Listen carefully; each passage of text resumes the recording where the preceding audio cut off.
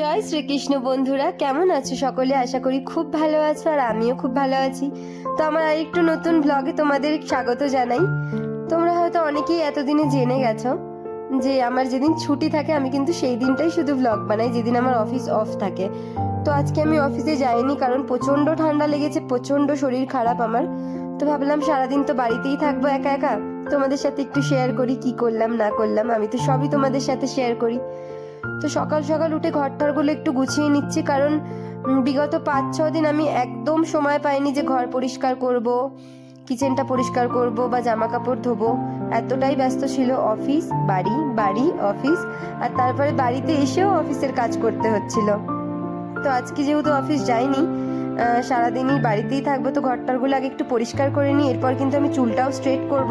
চুলের 3-4 মাস ধরে কোনো যত্ন করা হয়নি, তো আজকে চুলটা স্ট্রেট না করলে একেবারেই আর থাকা যাচ্ছে না, এতই অবস্থা খারাপ।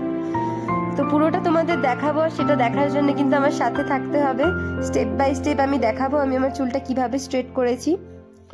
আর এই যে চুলটা আমি স্ট্রেট করব, এটা কিন্তু খুব একটা যে খরচা হয় সেরকমও না, আর অনেক দিন টিকে যায়। আমার পুরোপুরি কার্লি হেয়ার, আমার যদি 3 থেকে 4 মাস চলে যায়, যাদের স্ট্রেট হেয়ার তারা যদি এই পদ্ধতিতে করো তাদের কিন্তু অনেক দিন চুলটা স্ট্রেট থাকবে।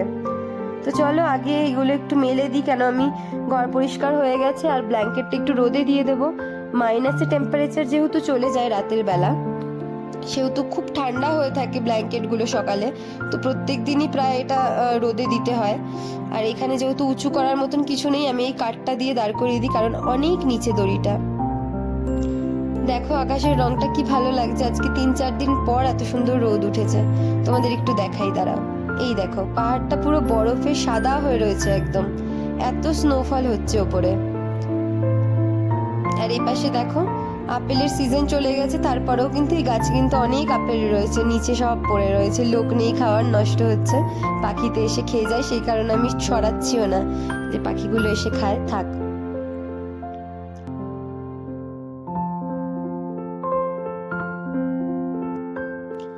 তো চলো আর কথা বাড়িয়ে লাভ নেই, নিচে যাই আর গিয়ে চানটা করে নিই, তারপর রান্নাটা করব। তো চান টান করে চলে এসেছি, আগে একটু মুখে ক্রিম লাগিয়ে নেব, আর তারপরে যাব জামা কাপড়গুলো আগে ছাদে শুকো দিয়ে নিয়ে এসে রান্নাটা শুরু করব। কেন এতটাই ঠান্ডা, যদি 1-2 মিনিটও চান করে আসার পর স্কিনটা নর্মাল থাকে, কোনো তেল জাতীয় জিনিস না লাগানো হয়, তাহলে কিন্তু একদম শুষ্ক আর্দ্র হয়ে ত্বকটা ফাটতে শুরু করে। ভীষণ সুন্দর আজকে রোদটা উঠেছে, আমার মনে হচ্ছে কিছুক্ষণ রোদে বসি, কিন্তু সময় যেহেতু নেই, মার্কেটের দিকে যেতে হবে, সবজিপাতিও সেরকম নেই, আর কয়েকটা জিনিসও কেনার আছে, শ্যাম্পু ট্যাম্পুগুলো শেষ হয়ে গেছে, তো সেই কারণে আর বসলাম না। চুলটা ভেবেছিলাম রোদে শুকাবো, কিন্তু অর্ধেকটা শুকিয়েছে অর্ধেকটা শুকায়নি। চলো নিচের দিকে যাই।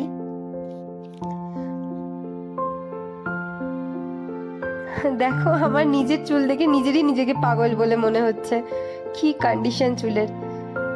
তো যাই হোক, আমি বেশি কিছু করব না, ঝাল ঝাল ভাবে একটু চিকেন করব ভাবছি, কেন সর্দি হয়েছে, মুখটাও কেমন হয়ে রয়েছে কদিন ধরে।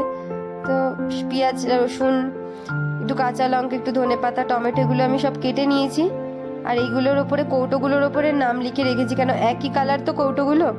রানবীর যদি কখনো রান্না করে, ও কিন্তু ধনিয়া গুঁড়ো জিরের গুঁড়ো সব মিক্স করে ফেলে, কোনটা কি বুঝতে পারে না, তো যেখানে যেটা দরকার না সেখানেও সেটা দিয়ে দেয়, এই কারণে লিখে রাখতে হয়েছে যাতে না ভুলে যায় বা বুঝতে সুবিধা হয় ওর। তো চলো, এই যে পেঁয়াজ রসুন সব কিন্তু আমার মশলাগুলো কষে গেছে, চিকেনটা দিয়ে জল দিয়ে 2টো সিটি দিয়ে আমি নামিয়ে নিয়েছি। আর এবার আমার খাবারটা রেডি হয়ে গেছে, এবার খাওয়া দাওয়া করে নিয়ে একটু রেস্ট নেবো, কারণ যতই হোক বাঙালি তো, খাওয়ার পরেই দৌড়াদৌড়ি করতে পারি না আমি। কিন্তু জানো এখন আর সেরকম অসুবিধা হয় না, কারণ অভ্যাস হয়ে গেছে। অফিসে থাকলে তো আর সুযোগ পাই না দুপুরবেলা রেস্ট করার, তো সেই কারণেই অভ্যাস হয়ে গেছে। যে কথায় বলে না, শরীরের নাম মহাশয়, যাই সবে তাই সয়, ছোটবেলায় এই কথাটা আমার দিদার কাছে আমি খুব শুনেছি। তো চলে এলাম আমি চা টা খাওয়ার পর একটু মল রোডের দিকে।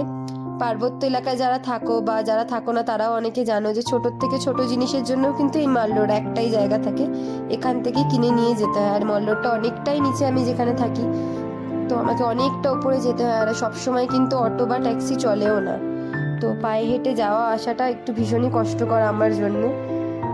চলে এসেছি। এবার যা যা কেনার আছে, মানে আমার শীতের পোশাক সেরকম এখানে আমি নিয়ে আসিনি সঙ্গে করে, তো কয়েকটা কেনার ইচ্ছা আছে, কারণ অফিসে যেতেও অসুবিধা হয়, বড় ওভারকোট পরে গেলে একটু সমস্যা হয়। তো দেখি কি পাই, যদি মনের মতন কিছু পাই তাহলেই কিনবো, না হলে না। চলো, আমরা এখান থেকে বেরিয়ে এখন গ্রোসারিতে যাব, সেখান থেকে গ্রোসারি থেকে যাব হচ্ছে একটু পেস্ট্রি খেতে, কারণ ওপরে কিন্তু এরকম পেস্ট্রির দোকানও নেই। একটু তেলে ভাজা চপ, মানে যেরকম আর কি বাঙালিরা সন্ধেবেলা যেরকম স্ন্যাক্স খায় সেরকম কিন্তু কোনো দোকানই ওপরে নেই। তো আমি মল রোড গেলেই একটু পেস্ট্রি খেয়ে তারপর আসি। আর দেখো এখানে কি সুন্দর করে সাজিয়ে রেখেছে, মানে খাওয়ার থেকেও যেন দেখতে ভালো লাগছে, এত সুন্দর করে সাজিয়ে রেখেছে। তো চলো, আমি বেশি কিছু নেব না, ডোনাট নিয়ে নিয়েছি দুটো।